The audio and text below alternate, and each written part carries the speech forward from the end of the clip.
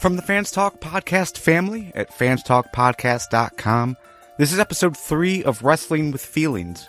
It's a look at my personal journey as well as the journey of others who are working through depression and ADHD. My name is Garvin, and I was recently diagnosed with both depression and ADHD right around the same time. After spending a few months talking with a therapist, as well as being able to reconnect with my dad, who I talk to 3 to 4 times a week on the phone for 20 to 60 minutes at a time, just talking about feelings and talking about, what's going on in our lives. I've just come to realize how great it is to talk to someone who understands and is willing to listen and help me work through all of those feelings. Before we get started with today's therapy session, you should know that this series, as well as the rest of the podcasts created by the Fans Talk Podcast family, are entirely funded by members of our community. Every month, a group of you get together and pledge a few dollars on our Patreon page. Individually, the cost is minimal, but collectively, we're working together to make sure that we can afford to pay for the recording, hosting, and distribution of these episodes. We couldn't do this without you. If you aren't supporting us in this way, you can start now by going to wrestlingwithfeelings.com, clicking the big green button, and that'll take you to our Patreon page where you can start supporting us today for as little as $1 a month. It's been about 2 weeks since we last talked, and quite a lot has taken place.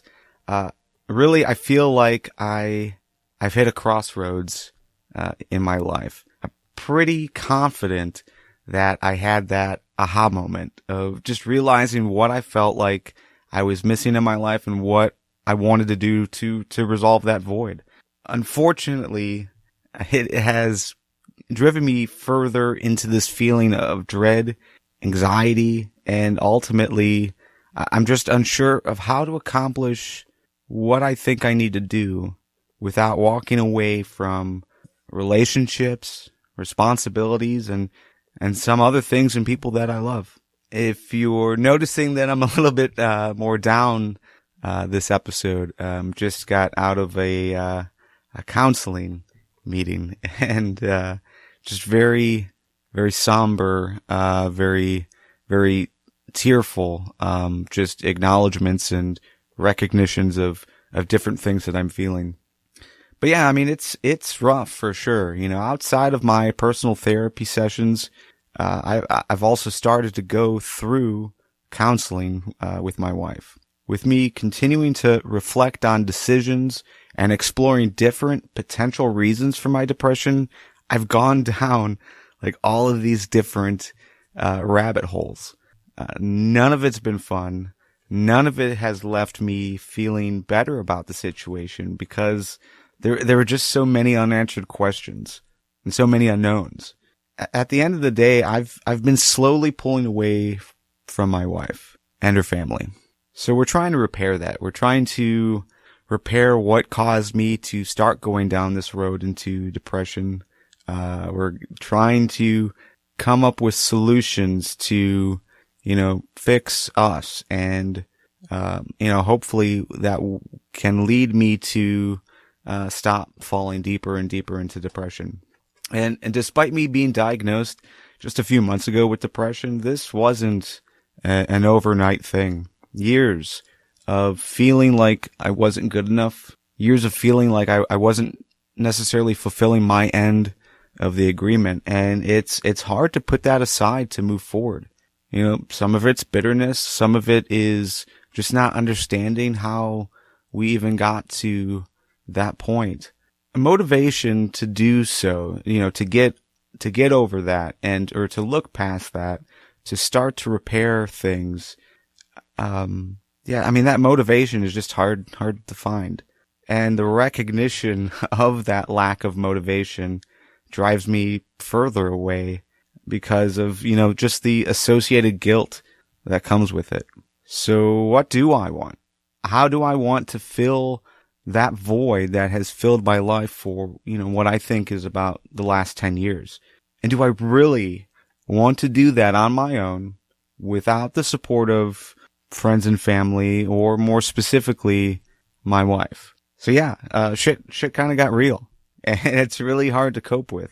There's just so much so that despite also being ADHD and taking medication to help me keep focused, I've started to enjoy the ability to have distractions.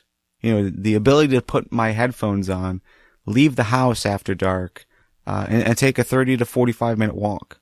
Just by myself with some background music.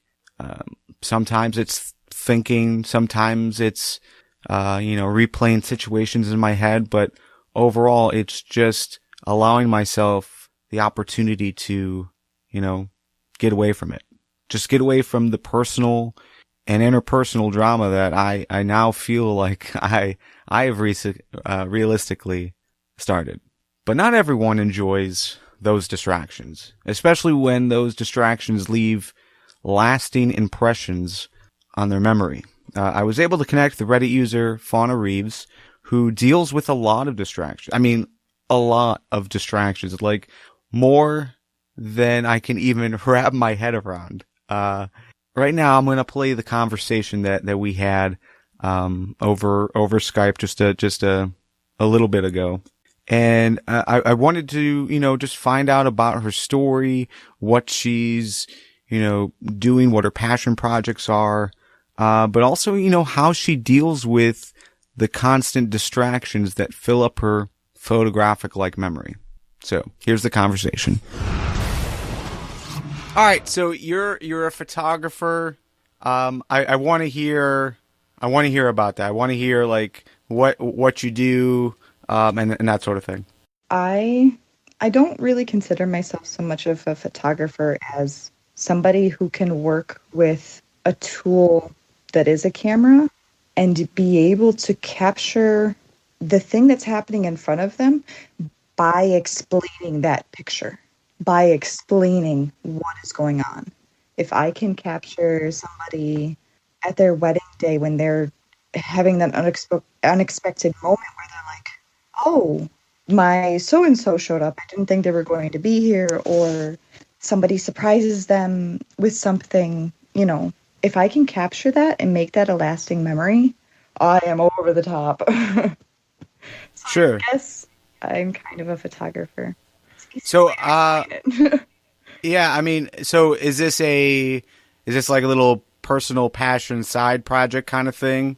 No, I'm actually a professional photographer. I do everything, like I said, do everything from simple portraits of people that a lot of people would want to put on the wall, or all the way to lingerie. I love figure studies. I think the human figure is one of the most beautiful things that has ever been created. Right. And all the way up to different realms of alternative lifestyles and weddings. Weddings are huge, parties, stuff like that. Now, is this a full-time gig? Yeah, I try and give it my full-time focus. On top of that, as side cash through the not-so-good months, I am a nanny, and I'm also a house cleaner. Oh, right. So Cool. Yeah. All right. So, generally speaking, that interaction with people, as far as like who you're photographing, especially like the portrait side, is that like how do you like do you find any issues as far as dealing with the ADHD, alongside that? Like do you kind of struggle with that, or is that you forcing yourself to get used to it? A little bit of column A, a little bit of column B. It's photography in itself, the art of photography, of composing an image that is visually pleasing. It is, what the client wants or what somebody really wants to see so they can be like, oh, that's a beautiful one, put it on my wall. To me, it is, like I said, a little bit of column A, a little bit of column B, because it is so much I have to focus myself and all of my energy and my wandering eyes and my hands that want to touch everything into this tool, at the same time interacting with somebody else so that I can create something that is enjoyable for everyone. If that makes sense. Yeah, totally. it's definitely become a help for me in dealing with my ADHD. Definitely a help. Yeah, and just to hear you talk about, I mean, it sounds like you obviously have a passion for it. So being able to focus on something that you ultimately enjoy is definitely a good direction to go in. Yes, absolutely. I feel that anybody who is finding themselves needing to think differently throughout the day, ADHD or not, you have to find something that will allow you to have outlets for your energy that are positive things. For me, photography is one. For some people, it's karate. For some people, it's going and making a 5-tier cake. For some people, it's putting together Legos. That's awesome. Do Yeah. your thing. Go on and do the thing. I'm not going to tell you you can't, and you shouldn't, and you won't. And I'm not going to stand in anybody's way who wants to be positively creating. Yeah, so my day job is I'm a developer, so I'm building websites, working with code. It's a lot of alone time where I'm just focusing on like the computer monitor, but totally in the moment at the time, and I find myself just enjoying it because it's me making something that a client is paying us to do it, so we got to do a good job so that the client likes it. But then also, there's also that a return on an investment. They're paying us to build this site so that they can sell their products or that they can promote themselves in some fashion. So being able to reach them in a positive way, but also reach their audience so that there's a good interaction between the both is it's a nice thing to focus on. So just like you, in the sense that you're trying to capture these moments in photography. You're trying to make something that someone else can put on their walls. That I can totally relate to that, just because of like what I do during the day. Yeah, and for me, really everyone has a different background. They have a different story. They have different skin tones. Their eyes are shaped differently. To me, very much, skin is my canvas and I paint with light. So for people to come to me and say, "Oh, I want you to take my picture," it's like, I get to help you do a thing. This is the best day ever. And if we didn't have those code developers who helped us make the technology that helps us do our jobs, I don't really think that I would really be as far as I am, if that makes sense. Yeah, that makes sense. So let's go into your overall story. I mean, the point of at least what I'm trying to do with this podcast is, I was recently diagnosed with both depression and ADHD, not at the same time, but they kind of work together. So I'm trying to find other people that are going through similar things. Then I can kind of start putting pieces together as far as like how long I theoretically have been ADHD and just never recognized that. So I'm in my mid-30s. What's your story with this? I'm 28. I just turned 28 in September. I have been on medication since I was 26, so about 2 years now, just about under.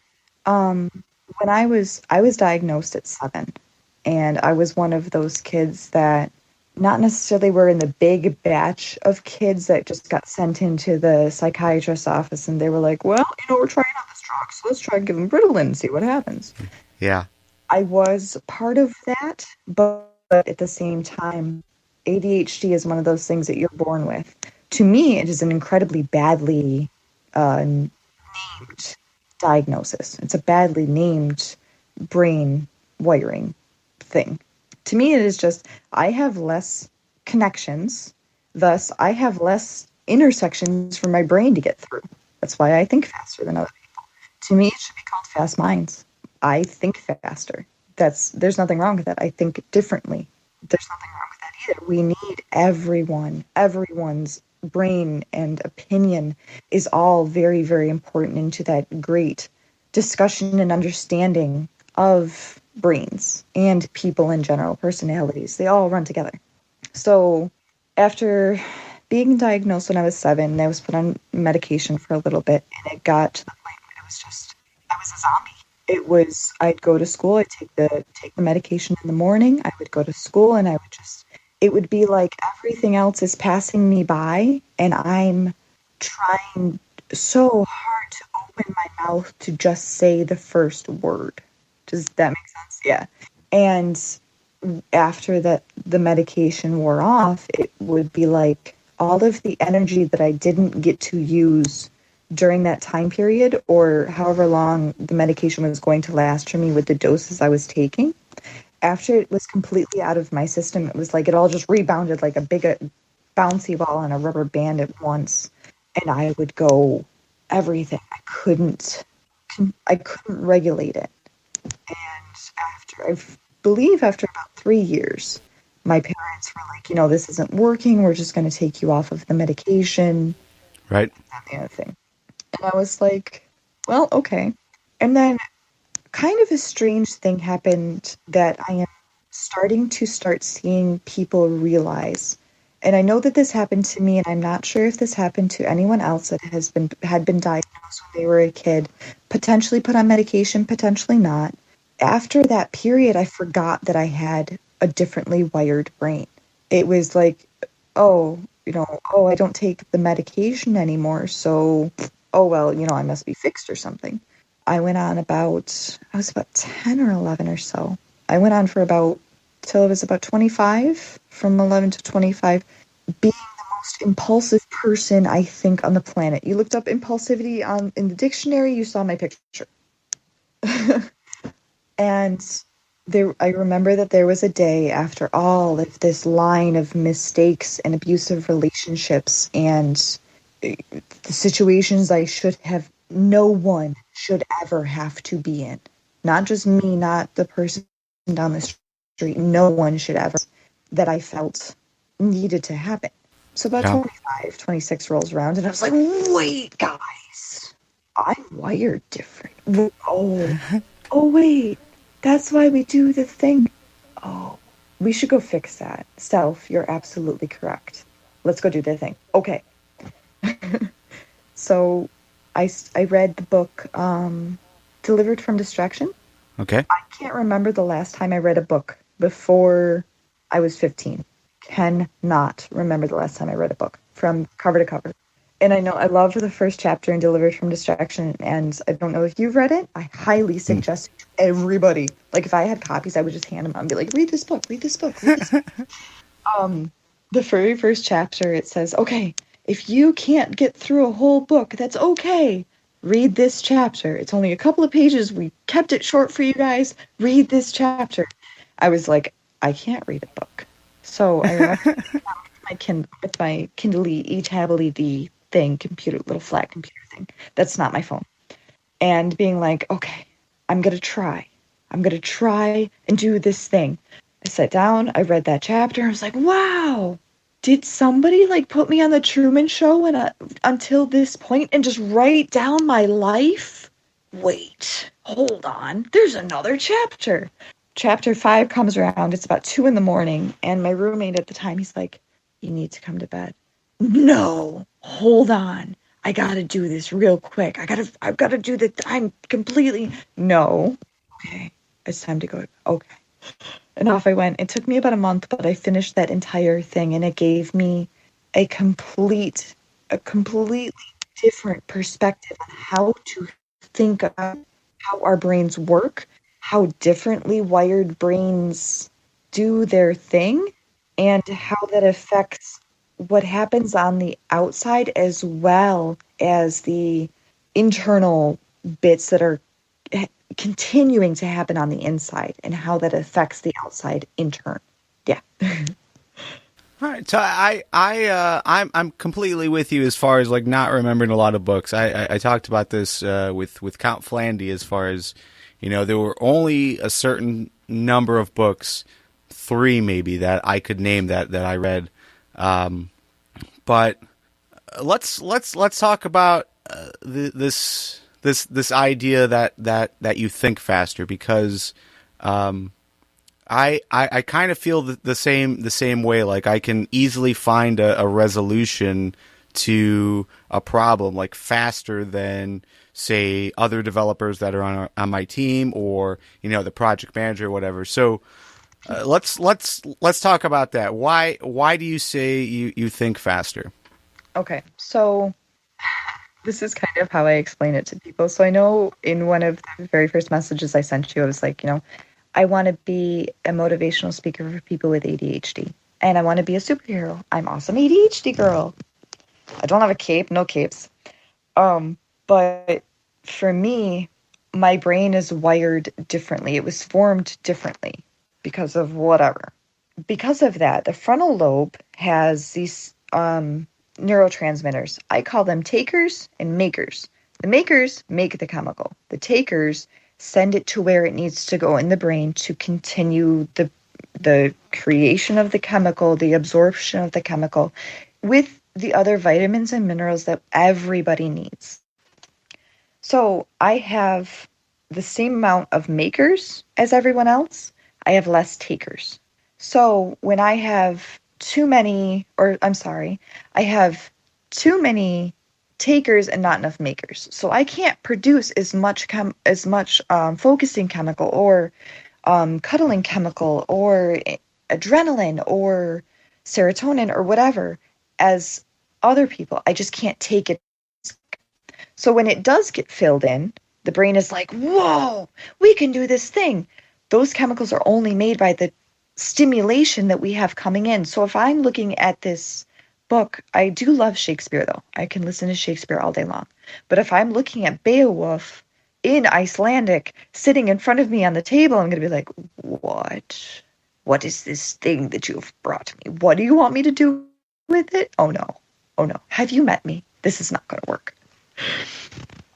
So for me, it has to be something that is engaging. And if it is something that is engaging, all systems are on. I'm firing on 10 cylinders. Let's go. Because I have less wiring, everything moves quicker. My thoughts are a lot faster than everyone else's. I record everything.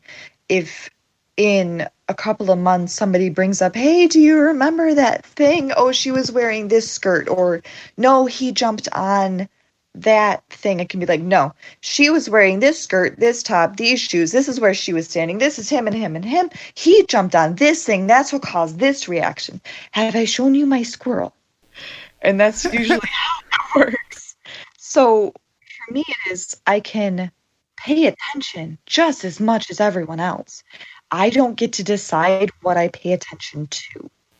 Yeah, so it's almost like a photographic memory, and you're just collecting all of this data all at once. I tell people I have 15 TV screens, 5 horizontally, 3 vertically, 5 by 3, and each one of them is running. One might be a memory from my childhood. One might be my grocery list. One might be my list of lists. One might be this thing that was really embarrassing that happened 10 years ago that I still haven't just let go. And it's taking up brain space, but it's still there up on that TV screen.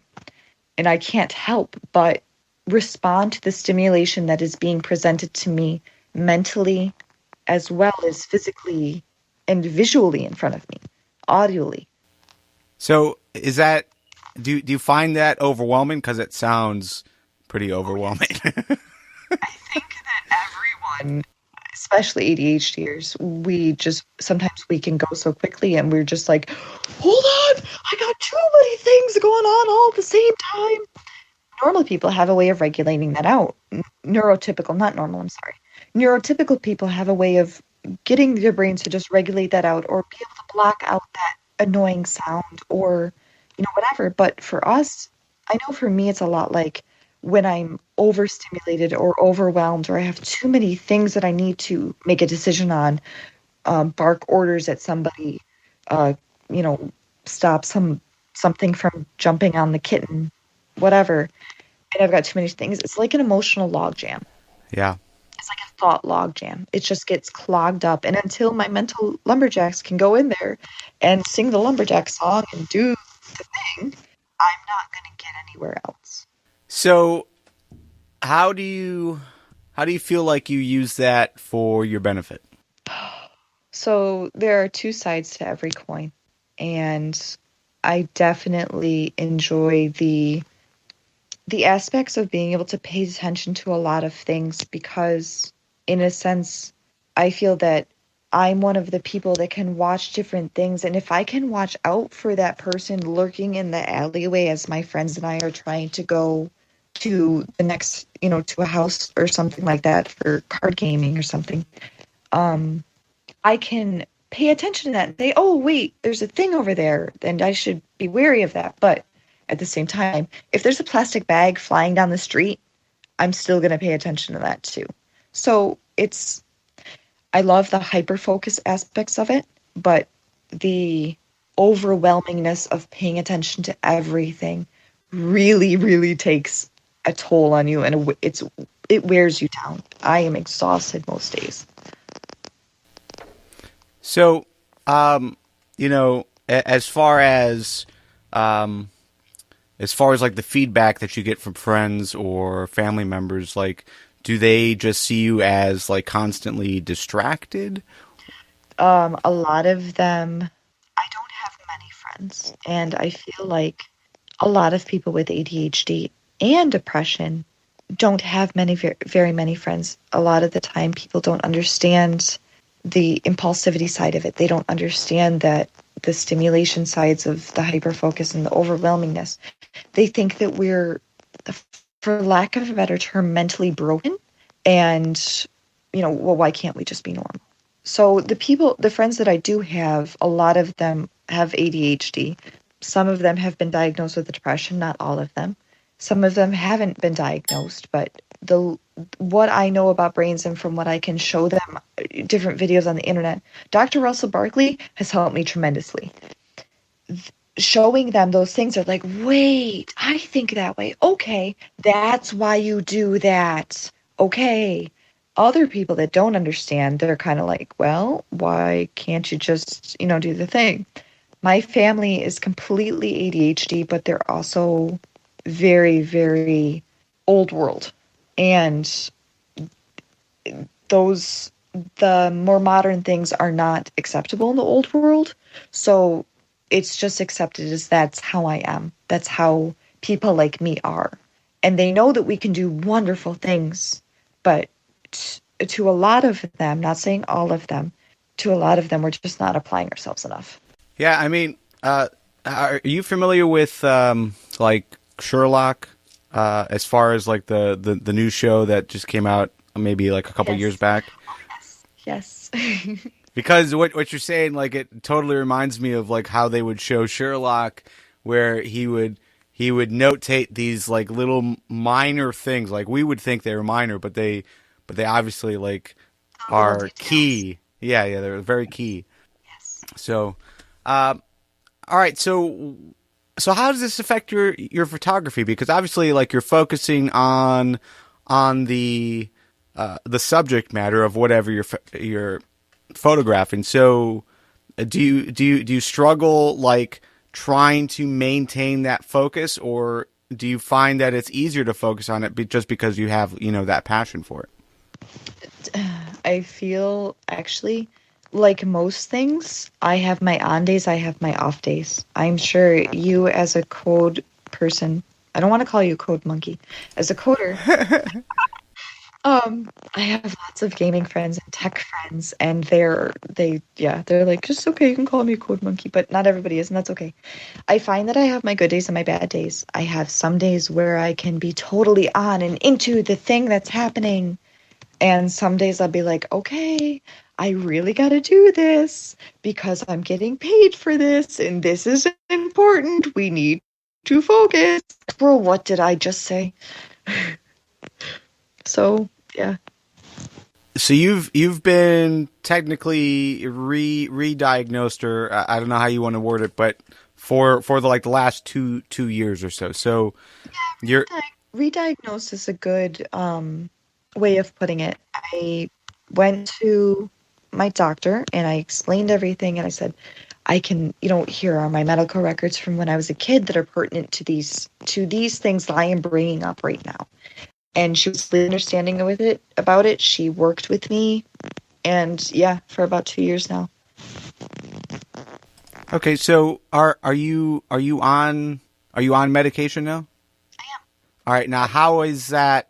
How is that? I mean, is it helping you retain that focus, or I mean, like what is the purpose of the medication that you're on? It's a help. It is not like a band-aid for a bullet wound, and it is not like an atom for an atom for an anthill either. It is definitely a help. It is that little extra bit of, oh, I might not, I don't really want to do the dishes, but you know what? I'm going to go get it done. I'm just going to get it done. It helps me get things started, which is a huge issue because I feel that if our brains don't think that the thing is going to be entertaining or provide us with enough stimulants to create the focusing chemical, dopamine, it doesn't want to do it. We don't want to. We want to go do something else. I may not want to vacuum the floor, and eating cookies sounds like a much better idea, but vacuuming the floor is the thing that I need to do. It also helps me with when one thing happens that I would have normally reacted to. It helps me take that time to stop and say, okay, no, wait, there's a better way, and respond rather than react. Okay, yeah, I mean, just looking at like myself, I'm the same way with like whether it's doing the dishes or it's vacuuming or cleaning my room. I am more than willing to let it just sit there for a few days. Like it'll be fine. Like I'll empty the garbage, when it starts to smell. And at the same time, I've also understood that just because I am okay with it doesn't mean that the other people in my universe, for lack of a better term, feel the same way. And living with other people has really helped me to see where I'm like, oh, wait, I should probably do that before it's a problem. This. So let's talk about your living situation. Are you in an apartment? Do you co-own a home, or what's that I setup? have a roommate, and we live with the homeowner. We have a house. It's pretty cool. I like the house. It's pretty nice. I've lived in apartments before. I've lived in homes with multiple people. Like we had 6 people living with us at one time, I think. I lived with a bunch of other people. We all just communed around and helped each other out, but all completely ADHD. Every single one of us. So So, like overall, that's probably a good thing, just because you could at least understand each other and why things are happening in the way that they're happening. absolutely. It's also nice to live with other people because if you're having a bad day, I know for me, if I'm having a very, very bad day, or I'm having a day where I take things way too personally, or I'm having a day where I just can't keep my emotions in check, I've been found under the bed before. Like I lifted the bed up, crawled underneath it, and then put it back down on top of myself because it was the safest place I could think of in my very, very terrified and adrenaline fueled mindset. Right. Living with other people helps with that because it is, wait, I have somebody to talk to and they're in the same house and I can just go knock on the door. Or I can go downstairs and say I need a hug and somebody can give me a hug. Living alone, I don't think that I would have had. I don't think I could live alone. Let's just leave it at that. There are many people who can do it, and I appreciate that. But I'm not one of them, and I've kind of come to terms with that. And it's okay. Yeah. So I'm totally able to relate. Like if the day was overwhelming, or I'm just down for whatever reason. Yeah, there are plenty of times when I'll just resort to saying I'm gonna take a nap, But what that really means is like I'm just going to sleep, because that to me is the safest place, because my mind will kind of shut down, and it's just an overall alone time. So to me, that it seems very comforting to be able to do that.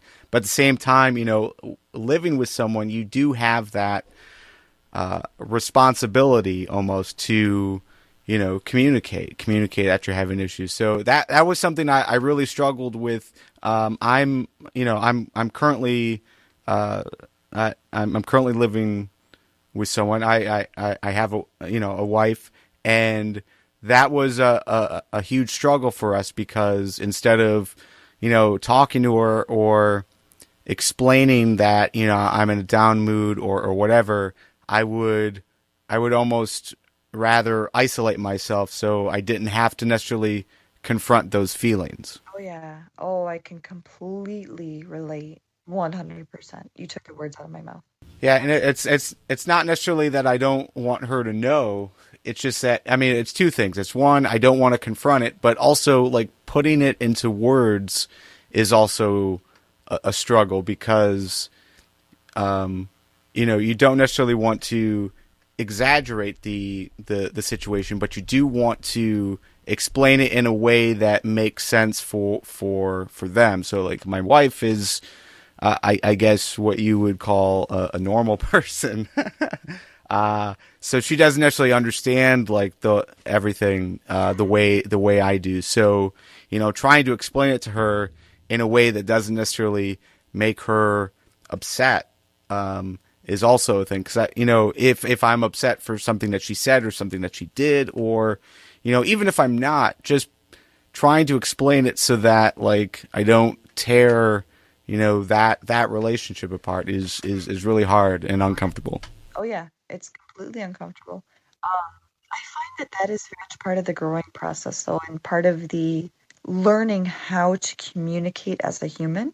But also find that for people with ADHD, because we go from 0 to 60 in 0.2 seconds, or we can when stimulated properly, in anger or in happiness, I can go from, when I'm having an incredibly bad day, which thankfully has not happened in many, many years, I will go from completely elated, jumping up and down, having a happy dance, to crying in a ball on the floor, all because of the stimulation.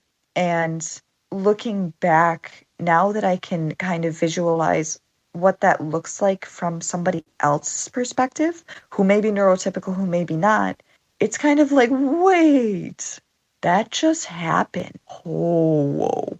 So, Yeah, no, I'm totally with you. So let's talk about some of your relationships, because you said two almost contradictory things. One, you said you don't like necessarily have friends, but then you have a lot of friends that are techies or gamers or code monkeys. So is that a thing where like you don't necessarily have friends, like real life friends around you, but you do have like internet based friends? Or I actually have the opposite. I have very few internet-based friends. I do have a couple different relationships that I've made across, time and space, basically. But I have a very close-knit, tight group of friends here in the general area. I have friends all over, but at the same time, for me, many of my clients become friends to me. We'll text each other, hey, how you doing? Or I'll see them out at the store, or I'll see them at an event that I'm covering, or, whatever, this, that, and the other thing. And in a way, they are kind of my friends.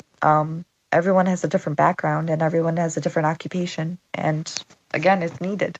But but the friends that I do have, Steve is a mechanic. My friend Lee is a machinist. The guy that I live with, his name is Morris. He's a pizza delivery driver, and he's also a machinist. And he makes just inventions and different things. And the other guy we live with, his name is Rob. And I have lots of different friends from lots of different backgrounds, and I appreciate that, because in a way it is because I'm not surrounded by many photographers, like a whole bunch, I can have different creative conversations and ways of thinking about things. And oh, I have a problem. Hey, I could weld this thing together for you. That would fix the problem. Hey, I can't weld. Make it go. So, will you make my computer go, please? So, do you collaborate with them at all? Sometimes I like to, every so often.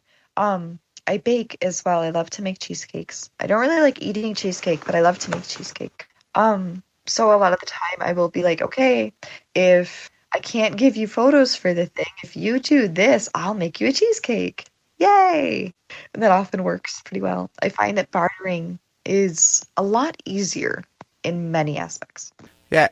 Well, and it's definitely they're helping you resolve a problem. You're helping them resolve a problem, as in, they like cheesecake and they like to eat, so, it works. Having a working computer. Or I like having my muffler on my car. Or I like having the tree branch not on my roof.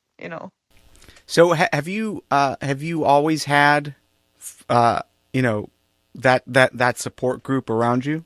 No, not always. I find that it's when I was growing up, it was incredibly hard for me to express myself, which I think kind of goes back to the, communicating conversation. So I didn't have many friends. The friends that I did have, quote unquote, many of them were not the nicest people. A lot of people, I find that people with ADHD, we take everything at face value. Kind of like we can't, sometimes we have to learn how to take things with a grain of salt and not focus on that as the entire lesson from the experience that we're trying to have. Because of that, it was very easy for me to get talked into things. I can remember girls being over a friend's house and she invited somebody else over and they talked me into letting her cut my hair. And my hair was down to about where the small of my back started when I was a kid. She cut it good 3-4 inches. My mother was furious. Oh boy. I was like, oh no, nobody's ever cutting my hair ever again. Oh, this will be terrible. So it's definitely a thing where you trust them before you have the a reason not to. Exactly. For me it was very much, well, I'm a good person and I'm a human. So other people are humans and they're obviously good people. So I should just listen to what they're saying because that's just how it is. What do you mean that people aren't always honest? And what do you mean people aren't always having the best intentions with their words? I didn't understand that. It took me a very long time. And that's another thing that I really, really wish that people would understand about more people, neurotypical or not, that not everybody gets it. And I think the world would be a little bit more of a forgiving place if they could understand that. Look at the internet. I have seen more satire from the, let's say almost 20 years of using the internet than I think I could ever find physically on Earth or wherever. Right. Yeah, I mean that does spur some memories of mine. When I went to college, like I didn't necessarily know like what I wanted to do. I enjoyed writing, so I started to go like towards like an English major, and that landed me into the newspaper just because I think like journalism was a part of that initial that initial English course.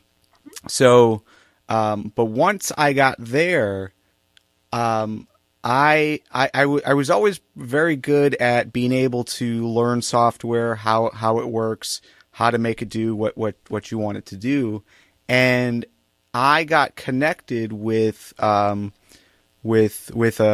person that was also working at the newspaper, and this was just a college newspaper, so it was just all students. But she introduced me to her husband because her husband was a videographer, and he was trying to start like his own business. So she saw that I could learn software pretty easily, and be able to do stuff, and I was creative, and I was always excited about that part of things. So they brought me on to be the video editor. So they put me on this computer so that I could learn how to edit, and it was so fun, and I was excited, and I liked creating in that way. And because they, gave me an outlet to be creative and to be productive and to do something for other people, I never saw the bad side of it, which was they were not very good at paying me. They were not very good at fulfilling obligations or fulfilling promises. There was a lot of lying. There was a lot of, here's this kid that is just willing to do whatever we want him to do. So they took it. So they took advantage of that. But I never, because I was so focused on the positive side of things, like I never really understood that there was this negative. Like everyone else was like, they're just taking advantage of you, or they're not good people. But I was like, nah, I mean, I'm doing so many cool things. So it was very easy for me to just ignore that side of things. Oh yeah, definitely. Until it comes back to kind of, for lack of a better term, slap you in the face with the reality of the situation. And that is one of the harder things. I really feel like because of people with differently wired brains, whatever, things hit us differently. They impact us differently. And I can remember being devastated after being broken up with one of my very first boyfriends. Devastated for months because I couldn't understand. And nobody had explained it to me before. I think everybody goes through that, but it was not the easiest time.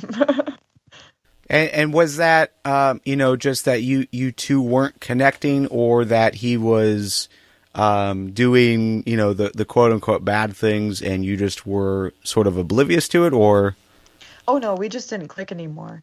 And that was that. And now looking back, it was like, wow, no, that really was the best decision at hand. That was the best thing that could have been done. And now I look back and I'm like, oh, yep, that happened. Then it was a huge deal because I was right in the moment. I was there. It was happening right then and there. Yeah, I do. I can relate to that.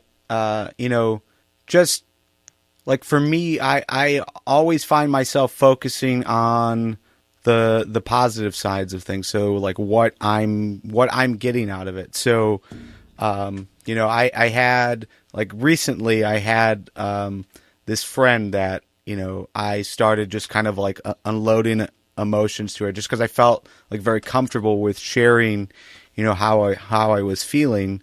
What I didn't realize was that was making her super uncomfortable, but she also like never said that. She never communicated to you either. Yeah. Yeah. So for me, it was so cathartic, and just, I was able to make her smile, and, I saw like the positive things only. And when, 2 or 3 weeks later, she would explain like why she was, not into that. It was heartbreaking because like I didn't understand what I did to do that, because for me it was all positive. It was all like, I'm getting an opportunity to share this with someone, and I felt like I was getting positive feedback, and to me that was such a great friendship and a great relationship, and the fact that like she wasn't necessarily feeling that way, it was just so hard to understand, because I know a lot of it was just her inability to communicate, her issues or her uncomfortability. But at the same time, like there was just like I could never look at the negative side. I could never see, anything other than what I was getting out of it. I can completely relate. I've had the jobs where I've worked under the table and I worked for what they told me they could afford to keep me on for. But in really, all of the other employees were earning on the table. Because I didn't see the negatives of all of these things, it eventually blew up in everyone's face, which made it that much harder to, at the same time, understand, if that makes sense, for everybody, because then everyone's mad. People who started the shenanigans are now saying, oh, well, it couldn't have been us. We can't take any, how do you say, responsibility for our mistakes. So it's obviously everyone else. And then they get mad at everyone. And then, so for me, it was like, I don't understand why you're upset at me, though. I don't understand why you're upset at anybody. I'm going to go away now. Yeah. All right. Well, tips. Any tips that you would give anyone that's dealing with like what you're specifically dealing with, or just in general ADHD patients? And as well, I think a lot of the things that help that I'm going to try and suggest help just about everybody. Depression, ADHD. First and foremost, drink more water. Drink lots and lots of water. Because we move so fast, we dehydrate faster. I know for me on medication, oh boy, I drink like I'm training for the Olympics. I drink water like it's my job. And you mean straight up water, not coffee, not beer, straight up water. Oh, just water. I found that if you can put some fruit in it or something that makes it a little bit nicer, try to find stuff that doesn't have a lot of extra sugar. I know for me, I have a bit of a sugar addiction. And if I don't get that sugar in my coffee in the morning, or I don't get, something sweet throughout the day or something, I'll get the headache. And I have cut back a lot on my intake of sugar, which has helped. Making sure that you're eating properly and sleeping properly. Everybody needs X amount of sleep. If it's interrupted, or if you can't get all the way to that REM sleep, your brain can't do what it needs to do. And it's just another muscle and organ at the same time, kind of. It needs that rest time just like everything else does. So drink water, eat food that is good for you. Normally, if you have a problem, talk to somebody. If you feel that you have an issue, go find somebody who understands. If you can't find anyone, go find somebody who is completely outside your situation. I have advised people, all right, be really, really careful, but go buy a hobo a cup of coffee and tell them that you need to sit with them for an hour to vent out everything that you got on your mind. And then you'll buy them another cup of coffee, and you'll walk away and they'll walk away. It'll be great. Go find somebody who you can just say it to. If you can't say it to the people who are upsetting you, or who you want to direct these things to, but are scared to, go find somebody who's outside the situation. Go find someone who can listen. Yeah. That's very good advice. Yeah, I've been trying to do that. Therapy is one thing. Yeah, like therapy is one thing. I have been able to find a person that I work with that is willing to hear things that I'm going through. And the nice thing is, she's got the social worker background, so she kind of understands that side of things. But at the same time, she's able to offer advice, and that's a good thing to hear. That's awesome. I feel that everyone needs that person. And at the same time, if you have two people who are very, very comfortable venting to each other, that's awesome. If you have one person who is comfortable venting to one person, but that other person may not be comfortable venting to the first person, they need somebody else too. Everybody needs somebody to talk to. And that's awesome that you have found that. And I am so thankful. It's important. All right, so let's go ahead and close up the episode here. But as far as final thoughts, things that I definitely want to work on over the next 2 weeks, basically from now until we talk again. I've done a much better job at taking long form notes. So, I think we talked about this before, where I've got a little pocket notebook that's got 50 pages. And then I also have a Moleskine that's, much larger pages. And I think there's 100, 150 there. So, basically I'm keeping track of a mood journal. And that mood journal is, what I was feeling in the morning, or if there was something significant that happened during the day that affected my mood, either in a positive or a negative way, I make sure to make a note of it.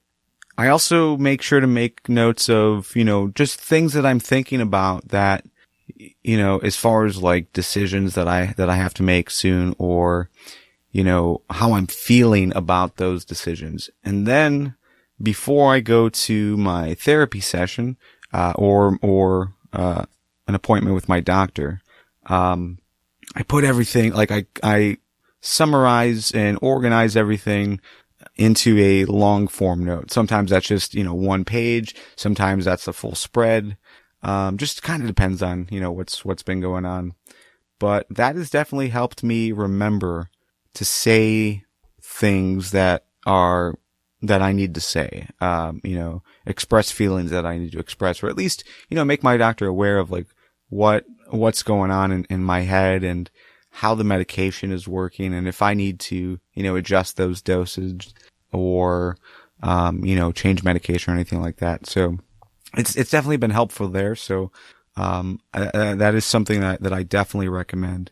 But outside of that, I think I definitely need to do a better job at being open-minded and not being so bitter about past decisions or past failures of communication, and open to the idea that, relationships are repairable. Sure, the way I look at it, there were years of feeling down and out, but that doesn't mean that I can't learn anything from that. It doesn't mean that I can't, acknowledge that and share that feeling with those who were a part of it and work with them to, resolve it. And I also need to get motivated to resolve that. If this friendship or this relationship or whatever is something that you enjoyed and think that there's something still there that you can enjoy, definitely take the time to think about it, talk it out, see if there's a compromise, if there's a way for things to get back to where you think they should be. There's always a chance. There's always a chance there that things can get better. But it does take two people to fix a friendship, and it does take two people to fix a relationship. You just have to decide if that's the right move for you. Once again, my name is Garvin, and I appreciate the opportunity you've given me to talk about everything that I'm experiencing as I'm wrestling with feelings. We'll talk again soon, 2 weeks. I've got quite a few other interviews lined up, all really good conversations about those who are working through ADHD, working through depression, working through a combination of the two. Also, I spoke with someone this week that had also signs of autism and how that is playing a role in his progress or lack of progress in ADHD. So I'm really looking forward to sharing that with you, and hopefully this helps you. It's helping me.